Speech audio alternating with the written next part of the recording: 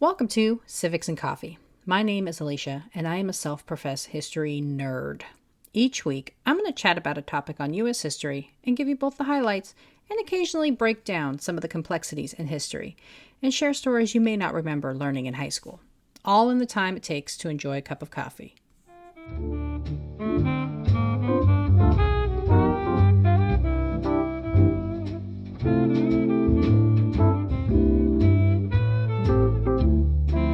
Welcome back, everybody. Well, it's here. Today is the day we're going to dive into the American Revolution. Well, kinda. I'm going to take a bit of a different approach today.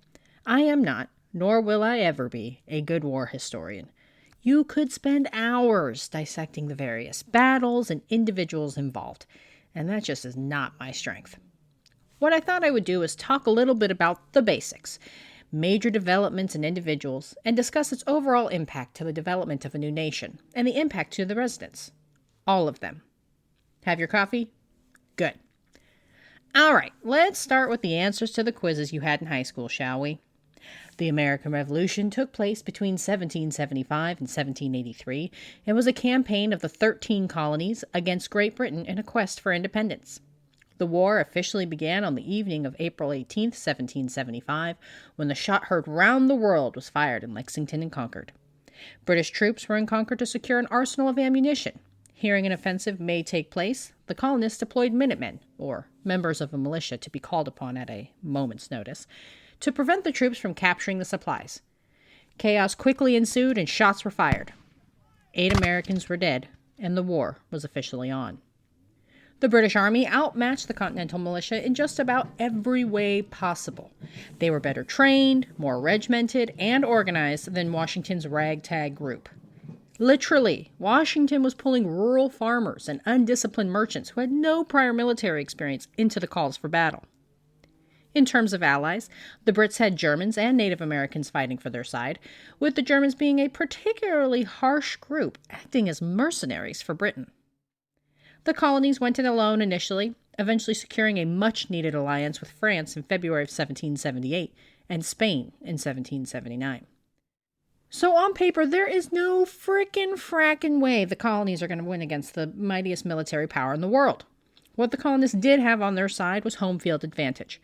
British soldiers were unfamiliar with the various swamps, harbors, and hillsides where many of the key battles would take place. Now on to some of the major events for your chronology. On June 15, 1775, at the convening of the Second Continental Congress, the focus was on raising funds and men for the Army. John Adams would nominate George Washington to be the first commander-in-chief, in a move seen to unite the South and the North. In September 1776, the American soldier Nathan Hale is hung for being a spy in Long Island. He would be the first, but not the last, intelligence agent of the Revolution. In September and October 1777, the Battle of Saratoga is fought. This is the turning point for the Americans, who secure a decisive victory when British commanders surrender on October 7th.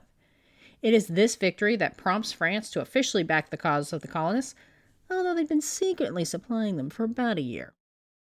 In September 1779, Congress appoints John Adams to negotiate peace with England, but peace would still be another 4 years away. A number of mutinies occurred within the Continental Army.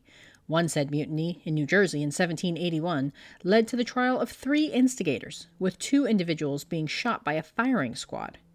Washington was a cold dude, remarking the deaths of the soldiers were meant to be an example.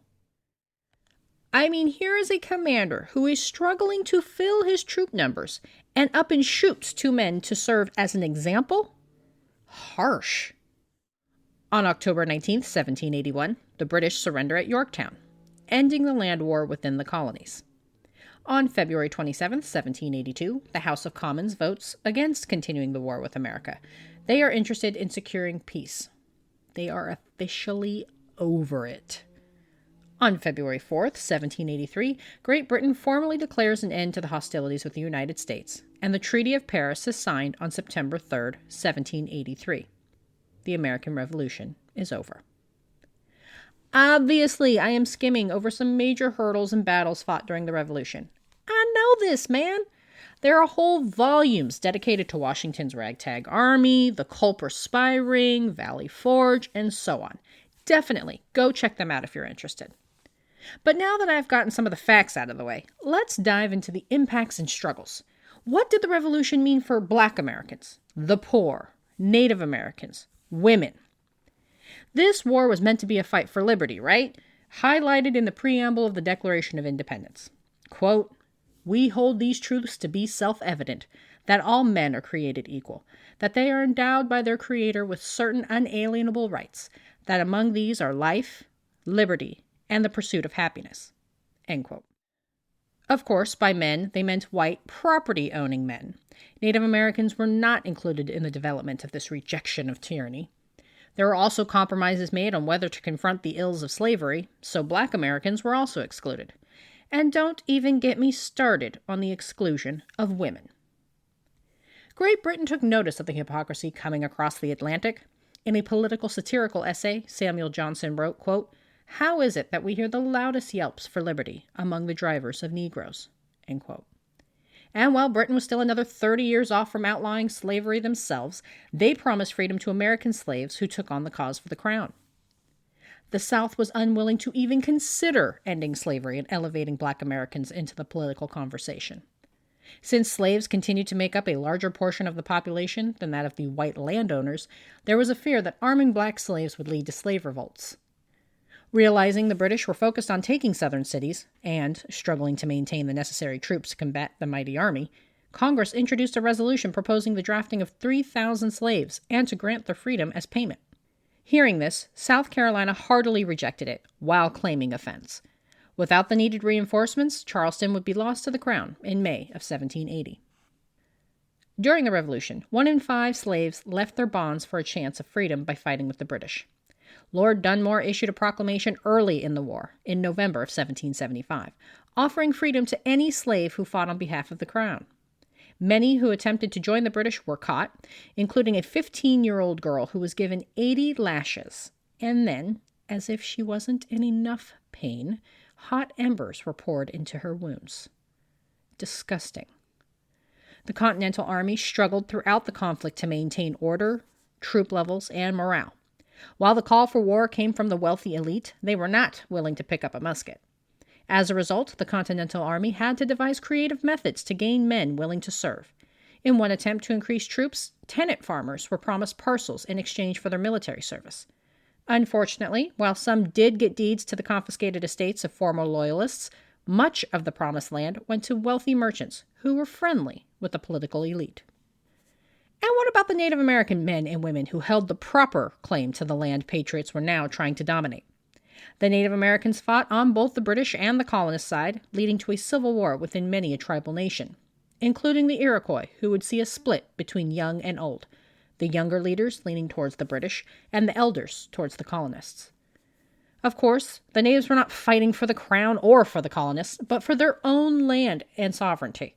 Ultimately, the colonists would see the natives as supporters of the crown and would expand westward, taking land by treaty and by force. Unfortunately, for the indigenous Americans, the atrocities and betrayals are just beginning. Lastly, what about the ladies? What did the Revolution mean for them? Women, of course, were considered an afterthought. They were excluded from mention in the Declaration of Independence, although they had spilled blood in the fight for independence just like the men. One example of women kicking ass in combat is Deborah Sampson, who dressed as a man to join the Patriots on the battlefield. In 1782, Sampson disguised herself as a man named Robert Shirtliff, the name of her deceased brother, and joined the 4th Massachusetts Regiment. She participated in battles, including one where she had direct confrontation with Tories and suffered a bullet wound to the thigh. Being the badass boss that she was, Sampson removed the bullet herself to evade detection. Sampson's true sex was eventually learned, and she was honorably discharged on October 23, 1783. Sampson is the only female to receive a military pension for her service during the Revolution. So, unfortunately, the American Revolution is more of a revolution of ideas rather than of action. The colonies went from a group of white, powerful, rich men deciding their fates to a country where, you guessed right, rich, white, powerful men decided people's fates. But why is it that the United States was even successful in the war? Why wasn't Britain able to just squash the rebellious colonies and exert their dominance? This was the mightiest navy on earth, no? Well, a few things were at play throughout the conflict. The British were thousands of miles away from a supply line. And of course, this was before things like airplanes, so supplies were weeks, sometimes months, from being fulfilled. Secondly, America was a fragmented nation, which meant there was no clearly identifiable target that would equate to victory. This was very different from many of the European campaigns, where the seizing of Paris, for example, would easily equate to a British victory. Third, British soldiers were being led by a conservative general who hesitated in taking decisive action, worried about the loss of troops. There were many instances General William Howe had as an opportunity to secure a decisive victory and stamp out the teeny tiny unruly army of the colonists. However, he'd be stuck in the worry for the losses of his own troops and would fail to take decisive action. And lastly, British troops were spread throughout the globe. Great Britain was involved in conflicts throughout the world, and therefore were unable to focus on the uprising of the colonies. And honestly, who would blame them? Who could think that the rebellious farmers in the colony across the Atlantic would prove to be so defiant and devout in their quest for independence? All of this is to say that America did not so much as win the war as Britain just decided the fight was just not worth the investment of resources and time. Instead, the Crown focused on maintaining their control of the Caribbean, where the lucrative sugar trade would yield more in revenue than the taxes they were unsuccessfully levying on the colonies. So what did the colonists get, aside from independence, in winning the American Revolution? Land, for one. With the signing of the Treaty of Paris, the United States would now mean everything from the Atlantic west to the Mississippi River, excluding New Orleans and the Floridas, which went back under the control of the Spaniards. The American northern border reached to the Great Lakes and along the frontiers of Quebec. They also won the right to develop their own government, an experiment in democracy not yet tried. And while not perfect, the coming Constitution would establish a new method of self-government never before seen in the world. Thanks for tuning in, and I hope you enjoyed this episode of Civics and Coffee. If you want to hear more small snippets from American history, be sure to subscribe wherever you get your podcasts. Thanks for joining me, and I look forward to our next cup of coffee together.